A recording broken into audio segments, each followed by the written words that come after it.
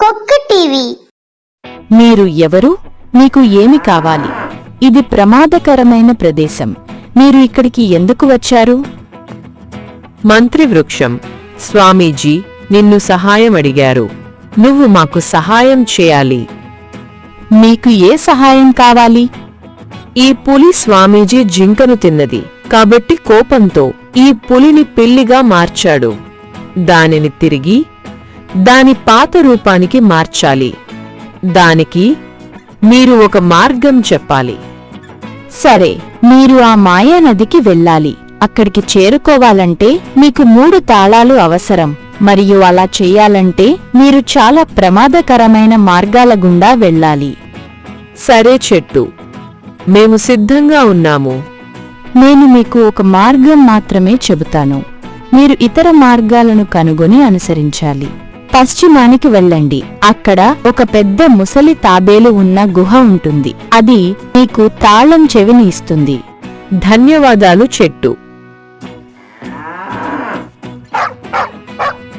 వారు అక్కడి నుండి గుహను వెతుక్కుంటూ బయలుదేరారు.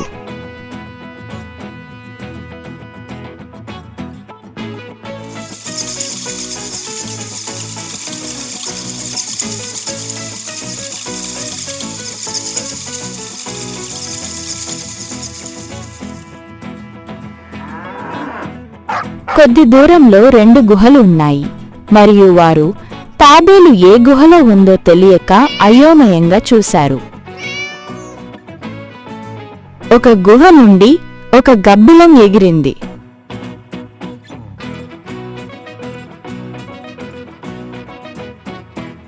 తాబేలు, ఈ గుహలో ఉన్నట్లు కనిపిస్తోంది. లోపలికి వెళ్ళి చూద్దాం. లోపలికి వెళ్లే దారిలో ముళ్ళు ఉన్నాయి. లోపలికి వెళ్లే దారిలో ముళ్ళున్నాయి. నా దగ్గర మ్యాజిక్ చెప్పులు ఉన్నాయి మరియు వాటి సహాయంతో నేను ఎగురుతూ తాబేలు నుండి కీని పొందగలను. బుల్లెట్, ఎద్దు మరియు పిల్లలు. ఒక చిన్న గ్రామంలో రాము మరియు సీత వాళ్ళిద్దరి పిల్లలతో సంతోషంగా జీవించేవారు. ఇంకా వాళ్ళ ఇంట్లో ఒక ఎద్దు మరియు కుక్క పిల్లను పెంచేవారు.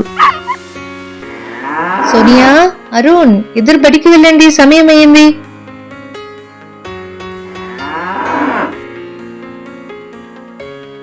అరుణ్, సోనియా ఇద్దరు బడికి వెళ్లే దారిలో ఒక ముసలావిడను చూశారు. ఆ ముసలావిడ దగ్గర ఉన్న డబ్బుల సంచి కింద పడింది. ముసలావిడ డబ్బుల సంచి కింద పడిందని గమనించకుండా వెళ్లిపోయారు.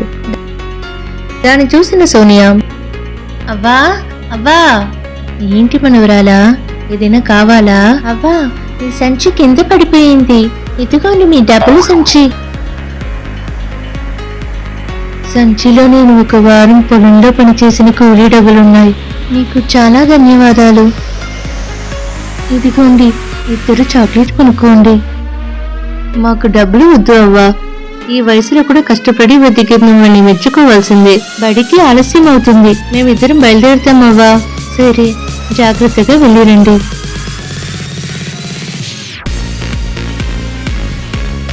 పిల్లలు బడి నుంచి వచ్చే సమయం అయ్యింది. వర్షం వచ్చేలాగా ఉంది. ఇప్పుడేం చేయాలి? టామీ, నాన్న ఇంట్లో లేరు. నువ్వు, బుల్లెట్, ఎద్దు ఇద్దరు కలిసి వెళ్ళి పిల్లల్ని తీసుకురండి. సరే, మేము తీసుకుని వస్తాం. బుల్లెట్, ఎద్దు, టామీ ఇద్దరు బండిలో వెళ్లారు. సోనియా, అరుణ్ ఇద్దరు బడి నుంచి ఇంటికి వచ్చే దారిలో వర్షం పడింది. అరుణ్, వర్షం పడుతుంది, ఎలా ఇంటికి వెళ్ళాలి? అవును, మనం బాగా వర్షంలో చిక్కుకున్నాం. అప్పుడు బుల్లెట్, ఎద్దు, టామీ అక్కడికొచ్చారు. రండి, సరైన సమయానికి వచ్చారు. ఇద్దరు బండిలో ఎక్కండి, ఇంటికి వెళ్దాం. బుల్లెట్, ఎద్దు సహాయంతో వాళ్ళు ఇంటికి తిరిగి వచ్చారు. ఏంటి సీత, బుల్లెట్, ఎద్దు, టామీ ఎక్కడా? వర్షం వచ్చేలాగా ఉండింది, అందువల్ల ఇద్దరిని మన పిల్లల్ని తీసుకురమ్మని చెప్పాను. ఆ సమయంలో బుల్లెట్, ఎద్దు, టామీ మరియు పిల్లలు ఇంట్లోకి వచ్చారు. మీరిద్దరు పిల్లల్ని తీసుకుని వచ్చినందుకు చాలా ధన్యవాదాలు. ఈ కథ నుండి మనం తెలుసుకోవాల్సింది ఏమిటంటే, మనం ఇతరులకు చేసే సహాయం మనం కష్టంలో ఉన్నప్పుడు వేరే దారిలో సహాయం అందుతుందని అర్థం. బుల్లెట్, ఎద్దు. పుదుకోటై కైకురిచి అనే ఒక అందమైన గ్రామం ఉన్నది. కైకురుచి బుల్లెట్ ఎద్దు సమీపంలో జరిగిన అలంగనల్లూరు జల్లికట్టు పోటీలో గెలిచి కార్ని బహుమతిగా పొందింది. ఎద్దుని అరుణ్ మరియు అతని తల్లిదండ్రులు చాలా ఆప్యాయంగాను మరియు శౌర్యంగాను పెంచారు.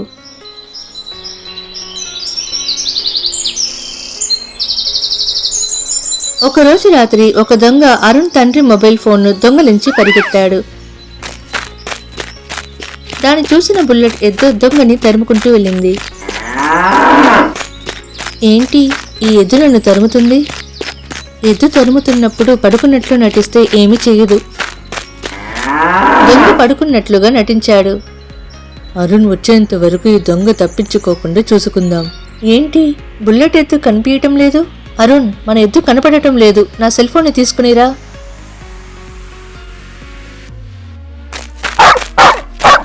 నానా, సెల్ ఫోన్ కనపడటం లేదు. ఏంటి సెల్ ఫోన్ కనపడటం లేదా? అరుణ్, నాన్న సెల్ ఫోన్ ని నేను కనిపెడతాను. టామీ ఫోన్ ఉన్న చోటును వాసన చూసింది. టామీతో పాటు అరుణ్ కూడా వెళ్ళాడు. కొంచెం దూరంలోనే బుల్లెట్ ఎద్దు కూడా కనపడింది. టామీ ఎద్దుకి దగ్గరగా వెళ్ళింది.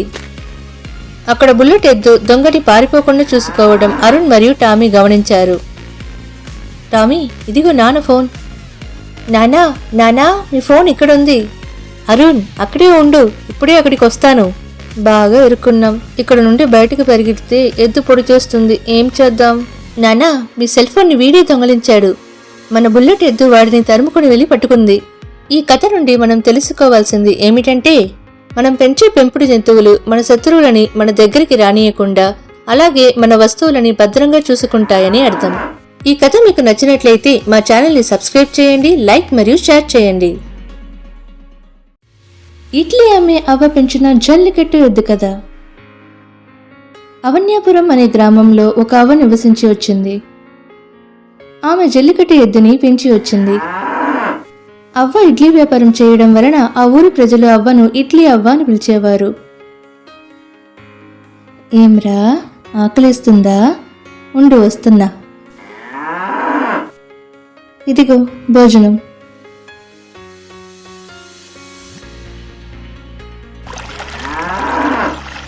అవ్వ ఎద్దుకి జల్లికట్టు పోటీలకి శిక్షణ ఇచ్చింది.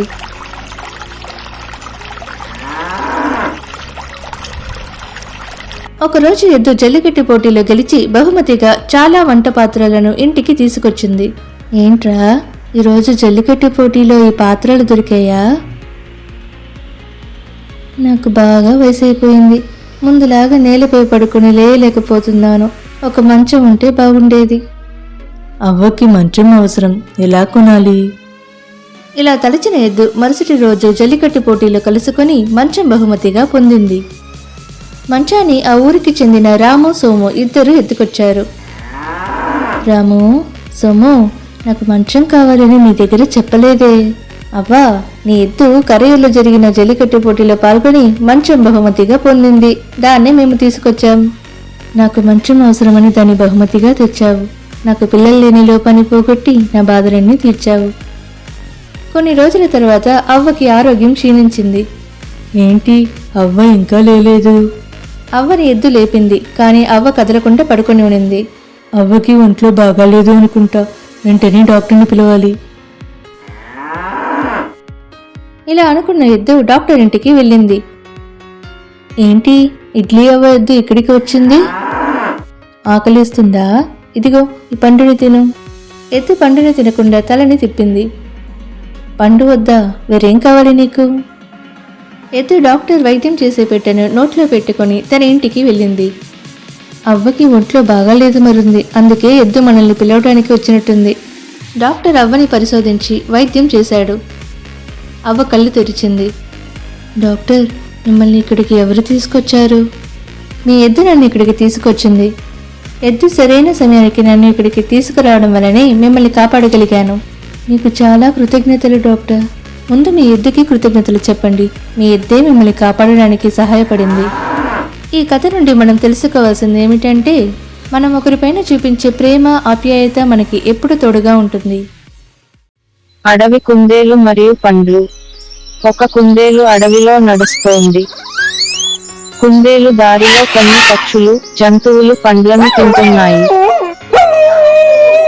అది చూసి కుందేలు వారి దగ్గరకు వెళ్లి పండ్లు కోరింది. ఏ పక్షి లేదా జంతువు ఫలించలేదు మరియు కుందేలు చెట్టు ఎక్కి పండ్లను తెంచుకుని తినమని చెప్పబడింది. కుందేలు చెట్టు ఎక్కేందుకు ప్రయత్నించి విఫలమై పాపం కొంత దూరం వెళ్లి కూర్చుంది. అప్పుడు ఒక గురూజీ వచ్చి కుందేలు దగ్గరికి వెళ్ళాడు. ఏ కుందేలు, ఎందుకు విచారంగా ఉన్నావు? నేను ఆ పండ్లను ఎంచుకొని తినలేకపోయాను. అయ్యో, నేను నీకు ఒక మంత్రం చెబుతాను. చెట్టు ముందు నిలబడి దానిని పఠిస్తే పండ్లు రాలిపోతాయి. ఓం క్రీం పండు పడిపో, ఇలా చెప్పు. ధన్యవాదాలు గురూజీ. కుందేలు చెట్టు ముందుకి వెళ్లి మంత్రం పఠించింది. ఓం క్రీం పండు పడిపో. పండ్లు పడ్డాయి. మళ్ళీ ఒక చెట్టు ముందు నిలబడి అన్నాడు. ఓం క్రీం పండు పడిపో.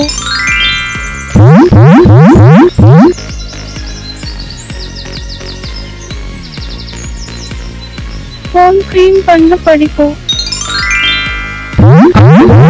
పండుతో పాటు కింద పడింది.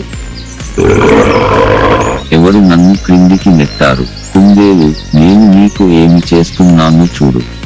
పులి అన్న, పండ్లు రాలడానికి గురూజీ చెప్పిన మంత్రం జపించాను, నువ్వు కూడా పడిపోయావు. ఏ మంత్రం? నాకు కూడా చెప్పావా? ఓం క్రీం పండు పడిపో, ఇదే మంత్రం. రండి ఆ చెట్టు దగ్గరికి వెళ్దాం. ఈ కుందేలు పండును తింటుంది, ఇక్కడే ఉండు అనుకుందాం. కుందేలు, నువ్వు ఇక్కడే ఉండు, నేను చెట్టు దగ్గరికి వెళ్లి మంత్రం చెప్పాను. సరే పులి అన్న.